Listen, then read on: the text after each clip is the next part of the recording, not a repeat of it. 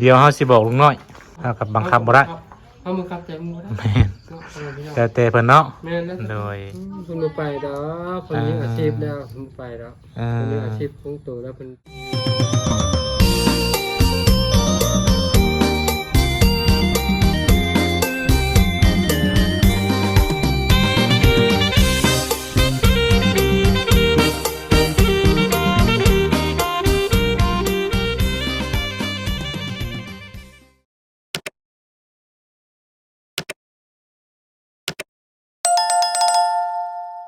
เดี๋ยวไว้สบายดี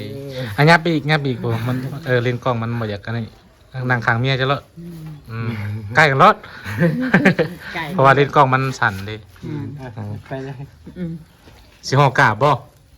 แล้วบ่ได้ห่อกาบแล้วบ่ยังว่าเฮ็ดห่อกาบพอแล้วต้มไว้กินอยู่1เอาเด้อมันจังอันนั้นเด้อคันว่าจะไปต้มแล้วมันสิจาง1สิหวดนี่ก็ได้แม่นแล้ววันนี้ก็ใส่ตู้รถบ่ต้องปะอันนี้ได้หาซื้อมาแล้วมันแซมคืนได้มันสิบ่แซ่บที่5เนาะเพิ่นสิออกรถเนาะรอรุ่นรอชมพี่น้องเอ้ยวันที่5นี่ถึงมื้อวันหยุดบ่แม่นถึงมื้อวันหยุดวันหยุดตอนเช้าบ่สิไปเอานะหัวหน้ายามเพิ่นสิพาไปเอาเพิ่นพาไปเอาตอนเช้าแล้วก็ตอนเที่ยงก็สิจักสิลงมาถ่ายให้ FC เพิ่นเบิ่งให้ดอก FC เพิ่นก็รอรุ่นรอติดตามมันง่ายนะถ่ายรางวัลซื้อนี่คนเบิ่งตั้งว่า10,000กว่าบ่ได้ฮะอันรถนั้นเพราะว่าบ่สามารถจะถ่ายมาไว้ได้ใช้เบิ่งเนาะฮะมันเป็นสีน้ำข้ามสีหยังเบิ่งเนาะให้ FC เบิ่งเนาะสีน้ำข้ามสีน้ำข้ามจะถ่ายมาบ่รถมูในบริษัทเลยวันมีอยู่3คันรถสีเดียวเลยออกมาใหม่รถแบบรถเว็บไอเหนื่อยนำผักนำแห้งพี่น้อยซอยกันวันนี้ก็มีกำลังใจเฮ็ดเวียกงานแล้วมันเลยรถใหม่เนาะมันก็ได้ไปเรื่อยๆได้รถแล้วก็เฮือนบัดนี้แต่ใดมันขาดมันเป็นสีอันเบิ่งดูมันเป็นสีน้ำข้ามสีน้ำข้ามเป็นของ2025เลยนี่พี่น้อยเป็นทับเลยเว็บ110คือเว็บ110อันนี้เว็บ110มันเป็นอันของ110มันเป็นอันนั้นเพิ่นเปลี่ยนทรงใหม่เนาะแม่นทรงใหม่แต่ว่าทรงมันนี่เป็นทรงเว็บ Honda เว็บ100เนาะเป็นตัวทรงมันนี่เป็นทรงมันจักเว็บไอแต่ว่าท่อเว็บไอโดยขายเหยียบของเว็บไอแต่ว่ามีแต่ห่างมันของ Honda ของเว็บ111พี่น้อยของ Honda 110ของ Honda 100สีนี่มันจะคล้ายๆเขียวหัวเป็ดนะนี่นะแม่นแต่ว่าบ่แม่นว่าเขียวหัวเป็ดแบบมันอ่อนแบบแก่ๆซั่นซะเป็นออกสีน้ำข้ามเพราะว่าไอ้มักสีนี้ตัวท็อปได้นี่เนาะแม่นนี่เป็นอันนี้พี่น้องเป็นดิสเบรกแม่นเอาตัวนี้แล้วมันจังคุ้มมันก็บ่ได้ต่างกันเพราะปานใดครับมันตัวนั้นมันก็เฮาก็สิได้ใส่แบบตัวมันคาสุดๆอันนี้เฮาก็สิใส่แบบถาวรบางคนเขาก็บ่มักกันว่าอันนะฮะแต่ว่าเฮาว่าแบบนี้มันถือว่าสุดแล้วเพราะว่าแม่อยู่อันฮ่องกงก็โทรมาว่าให้เอารุ่นให้เอาของไทยไปเลยแม่อยู่ฮ่องกงแม่งามไปเลยถือว่างาม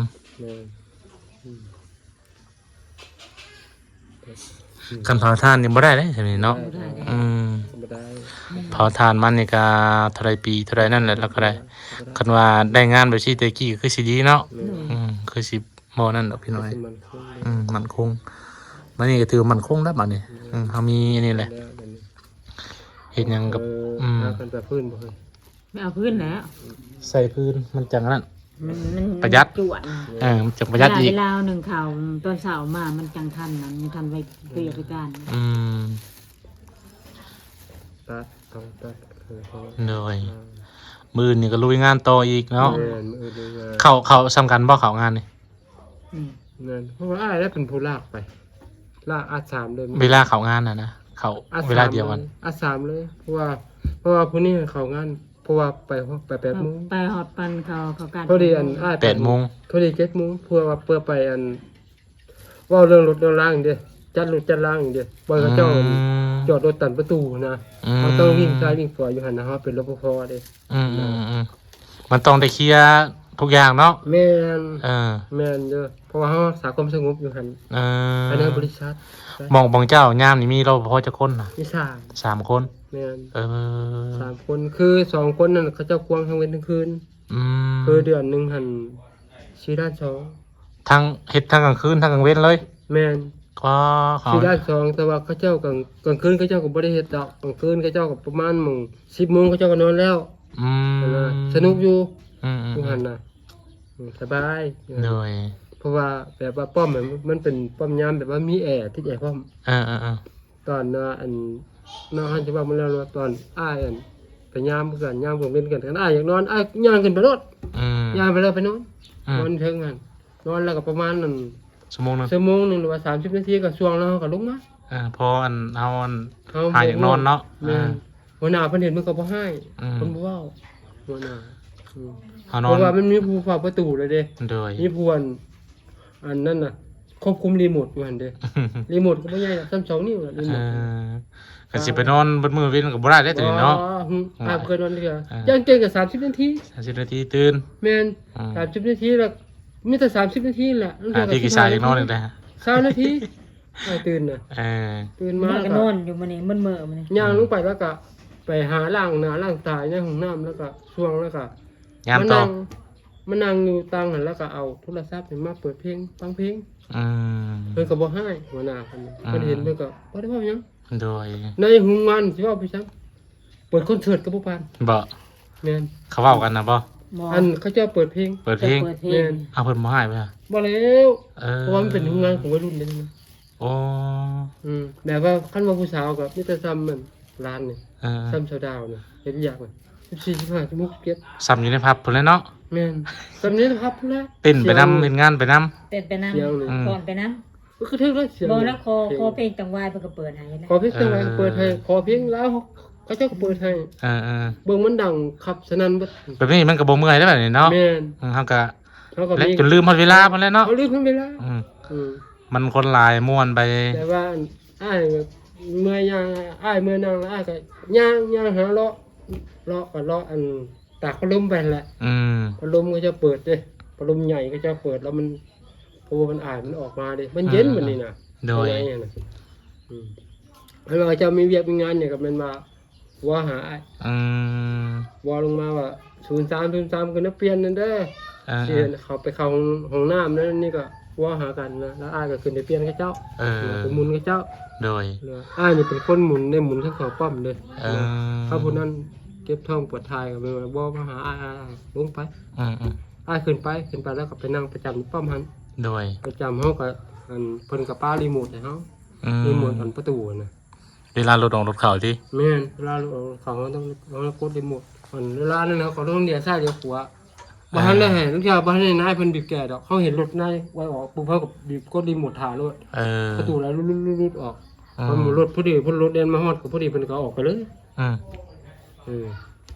คันนอกจากแต่ว่ารถคนอื่นเขาบ่เห็นนั่นล่ะมันมาทั้งข้างนั่นล่ะมันบีบแก่แล้วเขาก็ต้องแก่ตัวหนึงเขาก็กดรีโมทแล้วก็มันประตูแล่นออกเอง อืม มันสิซ่าหรือไว้ก็ยากประตูมัน อืม มันนั่งเสืออยู่บัดนี้ แต่รถนี่รถเล่นออกเล่นเข้านี่รถในโรงงานน่ะบ่ แม่นภายในห้องงานนึงถ้ารถบ่พันเรื่องเรียกเป็นงานก็มีเนาะ เอ พ่อเนาะ อแบบอันสาขาอย่างมานั่นประชุมมาอย่างไรที่ มัน ฉันบ่ มาประชุมก็เจ้ามาเกี่ยวกับอันก็เจ้าสิเอาเครื่องออก เอ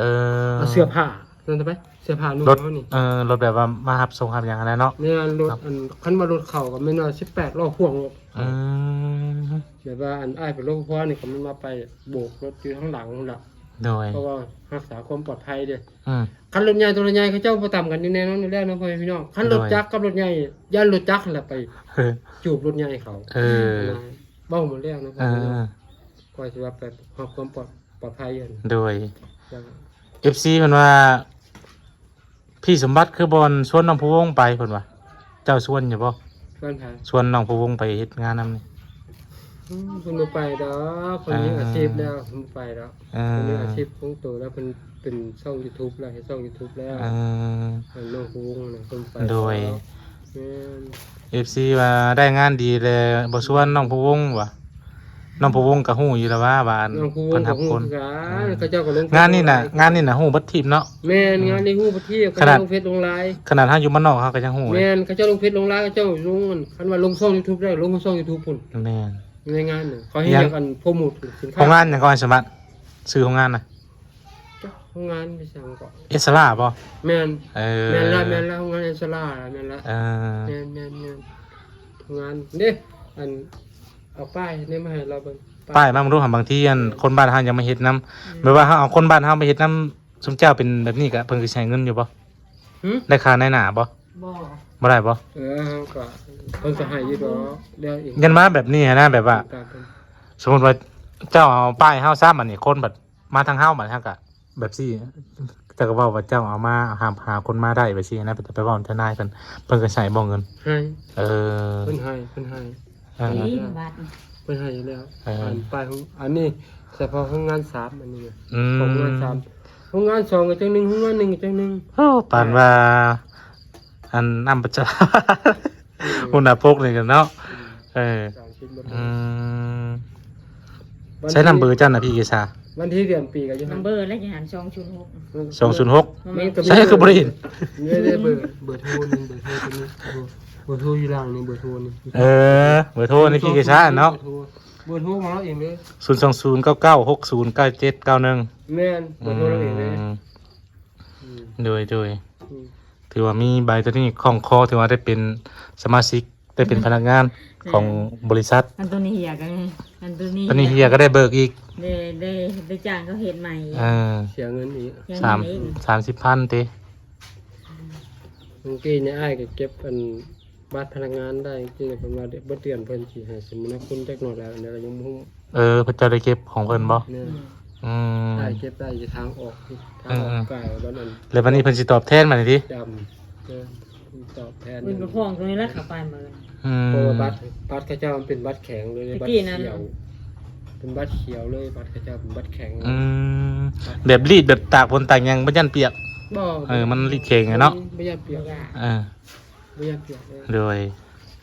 ได้เลยตากฝนตากเลย คักๆพี่น้องเอ้ยสู้ๆได้รถจักรแล้วบัดนี้ก็ได้รถใหญ่แล้วบาทนี่ เอาเฮ้ยสาธุ ได้แน่นอนบ่ต้องห่วง สา อันเงินเดือนปานนี้ได้นะ ธุ 4 ล้านแล้วก็เจ้าก็2 ล้านนะ2 ล้านทวนบ่เจ้าเห็นบ่2 ล้านปลายเนาะ จักแซวมาอย่างรถใหญ่ บ่บ่ โอ้โห อ้าวย าละ ยันว่าอยากนั่งห้องแอร์เย็น โอ้บ่ บ่ได้คิดเรื่องนี้ติ ได้บ่ เออ คิดมัน อันสมมุติว่าได้เงินมาสนใจอยากคิดหยังอันหลังจากที่ว่าอันซื้อรถนี่เรียบร้อยแล้ว เรียบร้อยแล้วบ่แต่ว่าสิเก็บเงินไว้ เก็บเงินไว้ เก็บเงินไว้แล้วเก็บบ่เป็น เอ เว อ ลาเขาเฒ่าเออ อืม แล้วเฒ่าแกเขาไปบ่ได้แล้วเขาก็เอาเงินถึงออกมาใช้ เอ ก็บ่ อ เนาะ เหนื่อย บ่สามารถคิดแบบนั้น เออโอ้ดีได้คำถามถือว่าตอบคำถามได้ดี พี่เกษาดิค่ะ คือการ คือกันเนาะ คือการ ดีแล้วเฮาบ่ต้องใส่ภูมิใส่เฟือยก็ได้ แม่น รถใหญ่รถยางห้ามประจำเป็นเฮาก็บ่ต้องอันนั้น บ่จำเป็น แม่น เฮามีกัน2คนนี่ก็รถจักรนี่ก็เหลือเฟือแล้ว ม่นรถจักรนี่ก็2คันแล้วรถจักร แม่น คันนี้คืออ้ายจะบ่ขายแล้วรถจักรนี่ อืม เขาเจ้าให้เราประมาณนั้น6ล้านห้าจากคันนี้ อืม อ้ายบ่ขาย โดยรถจักรถือว่าเพิ่นใส่ใส่อัน ไปแปลงมื้อนี้70,000 ใส่เสื้อใหม่เลยบ่ ใส่เฮียนใส่เสื้อใหม่เลย เสื้อใหม่เลยอัน2023 2024เลย แม่นปีเสื้อ2024 อ๋อ ใส่เสื้อ วัดเท่าได้จะแต่งนี่ พอดีเบิดรวมแล้วเบิด4ล้านบาท 4 ล้านคันนี้ลงทุน 4ล้านบาทเนี่ย เออ เพราะว่าอันสายพื้นสายไฟมันลื้อใหม่เบิดเด้ตัวนี้ก็เอามาให้เนาะ ใช่ ตัวนี้ก็อันที่ว่าตัวนี้เนาะเอาใหม่ไปเลยนะตัวนี้นะ เออ เอาใหม่ไปเลยตัวนี้เดี๋ยวผมเอาใหม่ไปเลยนี่แก้วเบิดเลยนี่ก็ว่าจะเอาใหม่หั่นตอนนั้นมันต่ำกัน อืม มันเขามาต่ำท้าย หมุนเลยติ หมุนหมดเลย อืม อันเด้ตัวท้ายมันนี่เด้อันเด้ อันตัวนี้ก็ได้อันเปลี่ยนบ่หรือว่าเปลี่ยนแต่สติกเกอร์ เปลี่ยนหมดเลยตัวนี้ เปลี่ยนหมันเลย เปลี่ยนหมดเลย บัดโสมเลย เปลี่ยนนั่นหมดคันเลย เออท่อมันนี่เด้มันนี่บ่เปลี่ยนหยังบ่ พอแล้วบ่ พอมันนี่ก็เปลี่ยน เปลี่ยนแล้ว เปลี่ยนแล้ว แม่น เต็มเข้าคิวหยังเนาะ แม่นเขาเค็มอย่าง มันของบ่ดีปานใดอันได้ ยามัน พอได้ขี่ จังไดก็สิออกคันใหม่เลยเด้ เงิน ตัวนี้เขาไว้ใส่ย่ำคันว่าบ่จังนั้นก็ย่ำหน้าฝนหน้าหยังซะ เงินใส่ยามเขาทุกเชิญ แม่นฉุกเฉินขี่แบบไปหาหน่อไม้บ่หยังว่าซี่เนี่ย เงินที่ไปหาหน่อไม้บ่จะบ่ เปรียบว่าห้ามไปอยากเอารถใหม่ไปอย่ามันเปื้อนมันหยัง ลูกใหญ่เขาก็ชุบเป็นแล้วที่ แม่น คันนี้ได้แต่งไปบ่ทันได้คันนี่แต่งบ่ทันได้คันนี้ โอ้คันนี้หั่นโอ้คันนี้มันอยู่นั่นอยู่แล้วคันนี้ รุ่นตำนานได้ตัวนี้เนาะมรดกตกทอดตัวนี้เนาะรุ่นนี้ถือว่าบุกเบิก แล้วพ่อแม่พี่น้องซีก็ย่อมารอคันนี้ล่ะ เออ ได้เงินได้ดินได้สถานที่อยู่ แม่น รอคันนี้อ่าเนี่ย ตัวนี้ก็เอาไว้บ่ต้องขายมันเด้อ มาจำบัดอันซื้อรอคันนี้หั่นคันตกอยู่คือยังคือเดี๋ยวนี้หั่นประมาณอยู่ลาดปลาย อืม ล้านปลายหรือว่า2 ล้าน เอาไว้เด้อบ่ต้องขายเด้อเด้อ 2,000 บาทรอคัน เออเอาไว้แก้พื้นแก้รั้วนี่แหละ รอคันเนี่ยสามารถเมื่อหนองบัวลาว บ่แก้ยังมือนะแก้ท่าน แกจะรู้จักนี่แล้ว เออ แกคนนี่แล้วมึงนะ บ่ ขามากเอาเข้ามา ถ้าเห็นที่เกษานั่งในนี่เลยหันรถเสียวครับอย่ามันหลุดอย่ามันนั่น บ่บ่เพิ่นได้แต่ บ่ เพราะว่าเฮามัด อืม เฮาเสือกมัดเนี่ยเฮาก็เกาะเลยเฮาไปส่งทานแล้วไปส่งหยังก็ทานพี่เกษานี่ เกาะใช่เกาะนี่บ่ แล้วได้เฮาสาธิต ลองเห็นเบิ่งเนาะหา เดี๋ยวเสือกมาก่อน ถ้าเห็นพี่เกษาแล้วนั่งขี่ย่ำได้รถโอ้ยว่ายันเราหลุดจากพี่สมบัติเด้ว่าพอแห้งแล้ววะอันนั้นเสือกตัวนี้บ่ เสือก เป็นสะพานเนาะ งานเดี๋ยวนะ โอ้รถคันนี้ก็ถือว่า จะค้าบาสมบัติไปขายทานเนาะขายทานไปขายมันแบบนี้รถนี่ อืม นี่มันแบบนี้มันบรรลุตรงนี้ อืม นี่ข้างมันบรรลุนี่ถ้าเขามาแบบนี้เลยเอาให้เลย พอพักเดียวนี่บ่ แม่นทักเดียวแหละดูเป็นยัง มันใจ100%ดิ ว่าไปเช่นเลย อืม ไม่มีอย่าง บัดนี้เชือกนี่ของสิเอาบ่บัด บ่ นั่งไว้ เยี่ยถ้าเบิ่งนะที่เบ้าได้ที่ว่าโถ เพราะว่าเนาะอยู่เบิ่งอยู่แล้วเห็นเนาะ เยี่ยได้เบิ่งเอง เออ ว่าดอกก็ไปสิกันมึงย่ำรุดแล้วเฮา บ่ อืม จะเบิ่งมัน เอา มาเอารถ สาธิตข้างในได้ตัวนี้ รุ่นนี้รุ่นแบบละเอียดละอำพี่น้อง สาธิตเบิ่งอดีตเก่าเลยพี่น้อง อืม ย้อนขึ้นอดีตเก่า เป็นสิสาธิตนั่นว่าอาชีพเก่าเพิ่นน่ะนะ ที่เก่า เป็นยังให้ FC เพิ่นเรื่องว่าตะกี้เป็นจังไดความลำบาก อืมเอาดูของเท่ดีเด้อนี่ ว่าปึ๊บเป็นอย่างนี้ โอ้ ไปเลย เออ เอาทานไปเลยแบบนี้นะ อื ทานนี่ ม คือใส่ได้15 ศอกหรือ17 ศอก บ่ได้มีการเวียงกันหยังบนรถนี่ บ่ ขับได้สบาย สบาย เออ รถคันเก่าของอ้ายคือกันคันที่ว่าเขาไปคือกันก็แบบนี้ อืม ไป เนาะ ทุ่งทานนี่ทั่วเมืองเลยพ่อพี่น้อง ด้วย นับตั้งแต่ส่วนขัวกระแมนตลาดแต่ไม่ที่ใช่มันกระแมน เออ แล้วต่อมากับตลาดพี่ชัง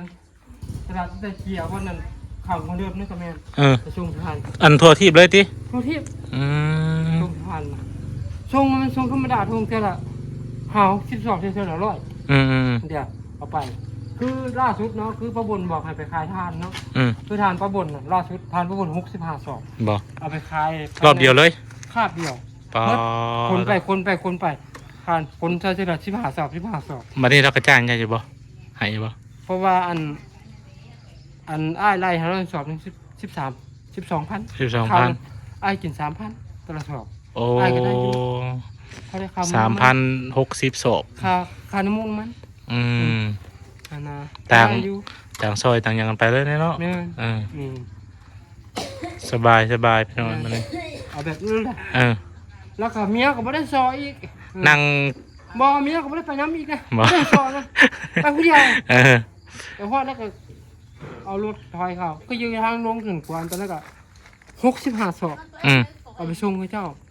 แล่นประมาณ3 เที่ยวมัด เรียบร้อยที 2 เที่ยว3 เที่ยวหมดเลย เออ เพราะว่าตัวมันนั่น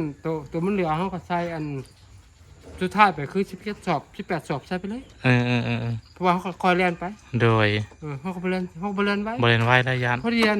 ใช้น้ำมันกะ ค่อยมาไปส่งใกล้นะพี่น้องใช้น้ำมัน30,000นี่ก็โอเคเลย อืม นะรถนะ โดย แบบนั้นเออ อ้าวไหวซะบัด สิไปต่อเลยบ่ วันไหน อาบน้ำอาบในวันนี้มาไม่เมื่อยๆนะอาบน้ำอาบในพักผ่อน แม่ เออนอนจากโมงนอนดึกบ่แต่ละมื้อ กะนอนกับประมาณ10 โมง 10 โมงก็ดึกเลยนี่10 โมง แม่10 โมงนอน พักผ่อนให้เพียงพอได้เฮ็ดเวียกเฮ็ดงาน พ่อแม่ FC จะเห็นเนาะก็สาธิตให้พ่อแม่ FC เบิ่ง เออเออ ก็คือทานน่ะคือทานกับเพื่อน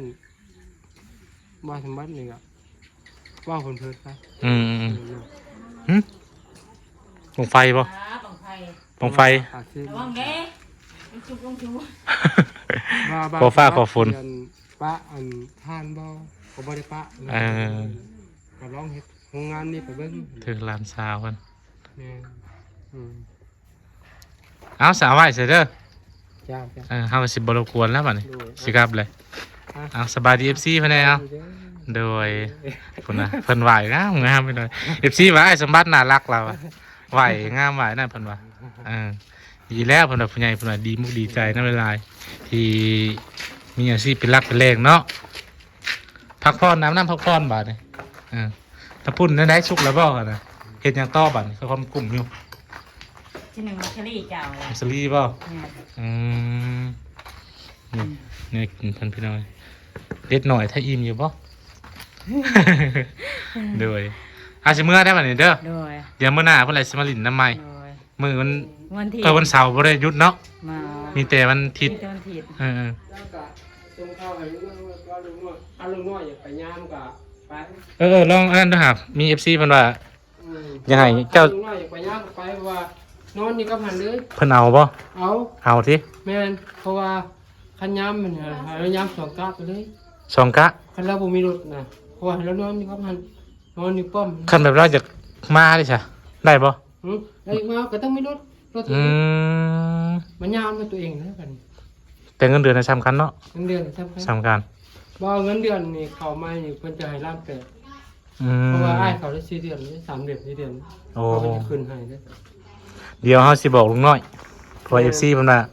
ให้อันไอ้สมบัติเอาลุงน้อยไปเฮ็ดนำหนึ่งก็เพิ่นว่า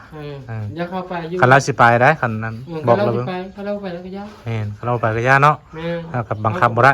เขาบังคับใจมึงบ่ได้ แม่น เนาะเอาไปเนาะ แต่เพิ่นเนาะ แม่นแล้ว โดย เนาะ เอ้าจบคลิปก่อนบ่จบคืออะไรนี่ แม่น